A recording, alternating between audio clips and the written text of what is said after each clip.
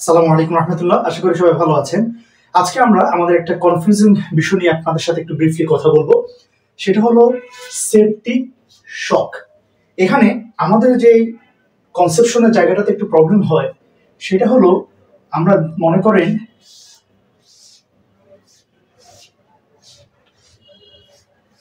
আমরা এটা একটা হার্ট আঁকলাম কেমন, আর এটা হলো লেফট ভেন্ট্রিকল। এখন আমরা সিম্পলিফাই করার জন্য মনে করেন এখান থেকে অ্যাওর্টাটা বের হলো, এই যে এটা হলো আমাদের অ্যাওর্টা দিয়ে ব্লাড যাচ্ছে যাচ্ছে এবং এই জায়গায় আমরা একটা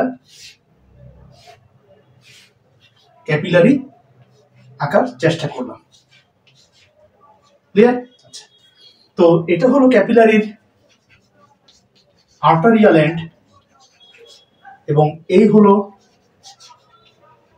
আমাদের ক্যাপিলারি এবং এটা হলো ক্যাপিলারির ভেনাস এন্ড। ক্লিয়ার? আপনারা জানেন যে এই যে এই জায়গাটাতে এখানে থাকে প্রি ক্যাপিলারি স্ফিংটার।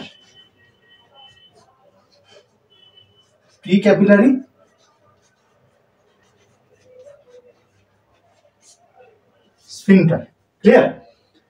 আচ্ছা, তো এখন নর্মালি যেটা হয় যে আমাদের এই লেফট ভেন্ট্রিকল থেকে ব্লাডটা বের হয় এবং অ্যাওর্টার মাধ্যমে সেটা যেতে যেতে এই যে আমাদের ক্যাপিলারি পর্যন্ত ব্লাডটা আসে। তো এই জায়গাতে এখানে হলো আমাদের সেলস। তখন এই যে আমাদের ব্লাড ফ্লোর ভিতর থেকে অক্সিজেন, গ্লুকোজ ইত্যাদি নিউট্রিয়েন্টস এবং গ্যাসগুলো ডিফিউজ হয় এবং সেল থেকে কার্বন ডাইঅক্সাইডটা বের হয়ে এই ক্যাপিলারিতে ঢুকে। তো কার্বন ডাইঅক্সাইডটা এই ভেনাস এন্ড দিয়ে আবার ব্যাক করে এবং কোথায় আসবে, এই যে ভেনাস সার্কুলেশনটা এগুলো আসছে, এটাকে আমরা বলছি ভেনাস রিটার্ন। বডির উপর থেকে সুপিরিয়র ভেনা কেভা এবং বডির নিচ থেকে ইনফিরিয়র ভেনা কেভা, এবং এই সুপিরিয়র এবং ইনফিরিয়র ভেনা কেভা এই দুজন ড্রেন করে আমাদের রাইট অ্যাট্রিয়াম। এটা হচ্ছে ইনফিরিয়র ভেনা কেভা আর এটা হলো সুপিরিয়র ভেনা কেভা। ঠিক আছে? তো এইভাবে আমাদের মোটামুটি ব্লাড ফ্লোর সার্কিটটা আপনারা জানেন, তাও বোঝানোর সাথে আমরা বলছি। তো এখন নর্মালি দেখেন এই যে লেফট ভেন্ট্রিকল থেকে যে ব্লাডটা বের হচ্ছে এটাকে আমরা বলি কার্ডিয়াক আউটপুট। এই যে এখান থেকে ব্লাডটা বের হচ্ছে এটাকে আমরা কি বলি? Cardiac output.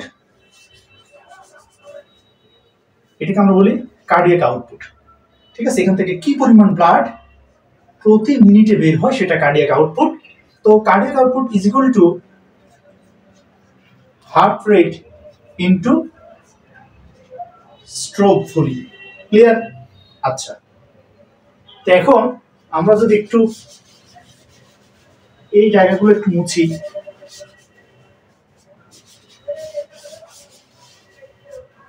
দেখেন blood pressure is equal to এই cardiac output into total peripheral resistance. Clear? তার মানে আমরা বুঝলাম যে কার্ডিয়াক আউটপুট যদি বাড়ে তার মানে ব্লাড প্রেশার বাড়বে, টিপিআর যদি বাড়ে তার মানে ব্লাড প্রেশার বাড়বে, কারণ এটা এবং এটা সমানুপাতিক সম্পর্ক এই ব্লাড প্রেশারের সাথে। ক্লিয়ার? আচ্ছা, এখন একটু ভালো করে খেয়াল করেন, এইটা যদি বুঝতে পারেন ইনশাল্লাহ কনফিউশনটা থাকবে না। তো আমি যদি আপনাদের একটা সিচুয়েশন দিই, এখন মনে করেন যে কার্ডিয়াক আউটপুট বাড়ছে, তাহলে ব্লাড প্রেশার কি বাড়বে না কমবে? অবশ্যই বাড়বে, যেহেতু সমানুপাতিক, তার মানে ব্লাড প্রেশার বাড়বে। এখন যদি বলি যে টোটাল পেরিফেরাল রেজিস্ট্যান্স যদি বাড়ে, এই যে টিপিআর যদি বাড়ে, তাহলে ব্লাড প্রেশার বাড়বে না কমবে? বাড়বে, কারণ এটাও সমানুপাতিক। ওকে, বাড়ছে, ফাইন। এখন যদি টিপিআর কমে, তাহলে ব্লাড প্রেশার কমবে। যদি কার্ডিয়াক আউটপুট কমে, তাহলে ব্লাড প্রেশার কমবে। অর্থাৎ এরা ব্লাড প্রেশারের সাথে সমানুপাতিক সম্পর্ক। ফাইন। এখন আমরা সিচুয়েশনটাকে আরেকটু জটিল করি যে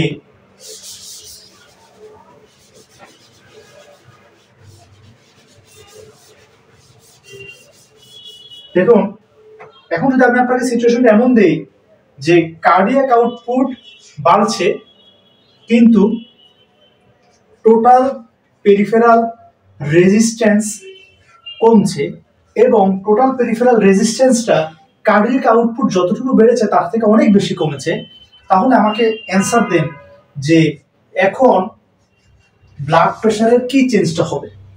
যেহেতু কার্ডিয়াক আউটপুট বাড়ছে, সো ব্লাড প্রেশার বাড়ার কথা, কিন্তু আবার টিপিআর কমছে, ডাবল কমছে, সো ব্লাড প্রেশার আবার ডাবল কমবে। সো নিট ইফেক্ট হিসেবে আপনি দেখবেন যে এখানে আসলে ব্লাড প্রেশারটা কমবে। ঠিক এই লাইনটা সবাই একটু লেখেন, এই লাইনটাই আমাদের সেপটিক শকে হয়। এই লাইনটাই আমাদের সেপটিক শকে হয়। তাহলে আপনারা বুঝলেন যে সেপটিক শক এটা এমন একটা শক যেখানে বিপি কমে, ফাইন, এই কারণে তো শক বলছি, বাট বিপি যদিও কমে, এখানে কিন্তু আসলে কার্ডিয়াক আউটপুট অনেক বেশি থাকে। এই যে কার্ডিয়াক আউটপুট বেশি থাকে, বাট এটা একটা শক, এটাকে আমরা বলি কি, যেহেতু বিপি হার্ট মেনটেন করতে পারছে না, এই কারণে এটাকে আমরা বলি যে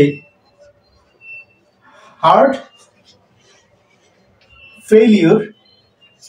বাট এমন একটা হার্ট ফেলিওর যেখানে কার্ডিয়াক আউটপুট না কমে উল্টা বাড়ছে, এই কারণে এটাকে আমরা বলি যে হাই আউটপুট হার্ট ফেলিওর। যেটা কোথায় দেখা যায়? যেটা দেখা যায় সেপটিক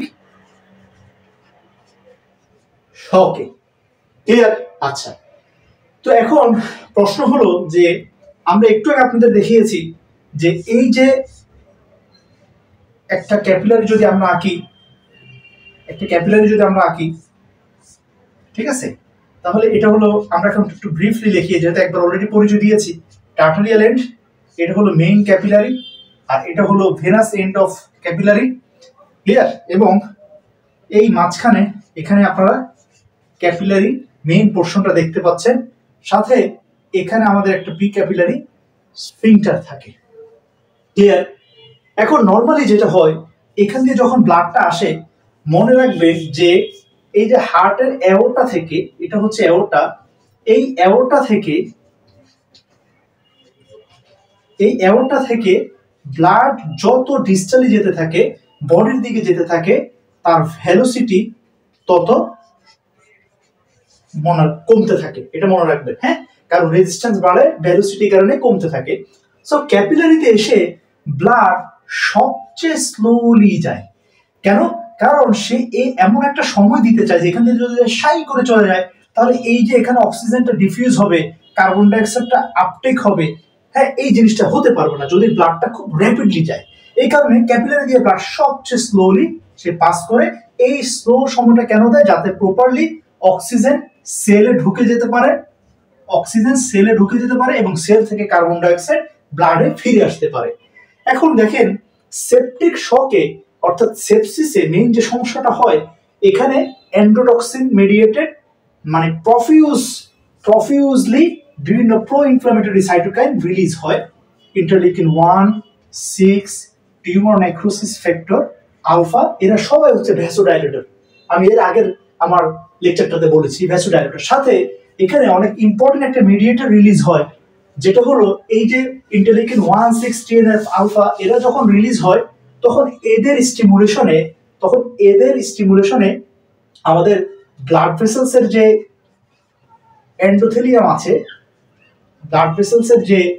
এন্ডোথেলিয়াম আছে, ওই এন্ডোথেলিয়াম কি রিলিজ করে, প্রচুর পরিমাণে নাইট্রিক অক্সাইড তৈরি করে, এবং এই nitric oxide itself a potent vasodilator. ফলে এই ভেসেলগুলো সব অনেক বেশি ডাইলেটেড হয়ে যাবে।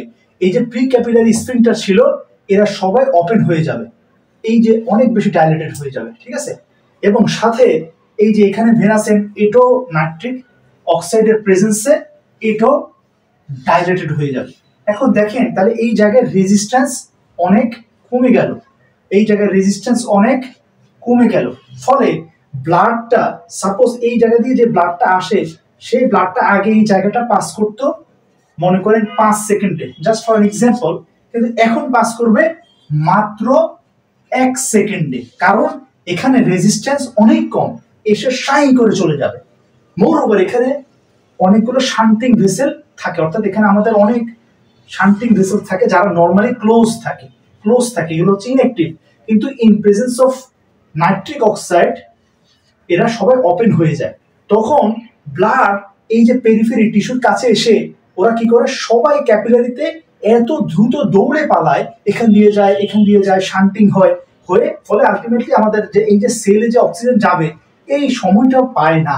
ফলে যদিও কার্ডিয়াক আউটপুট বাড়ছে, যদিও আপনার স্ট্রোক ভলিউম বাড়ছে, হাই আউটপুট হচ্ছে, but due to rapid blood flow in periphery the cells is not getting adequate oxygen, এই জিনিসটাই হয়। এবং হ্যারিসনে দেখবেন শকের যে ডেফিনিশনটা, এটা হচ্ছে এখানে পেজ নাম্বার 2235, সরাসরি লেখা যে shock is the clinical condition of organ dysfunction resulting from an imbalance between cellular oxygen supply and demand.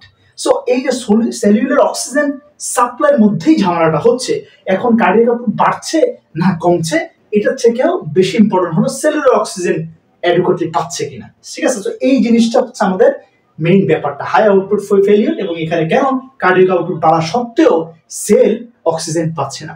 Thank you everyone, সবাই ভালো থাকবেন। আসসালামু আলাইকুম।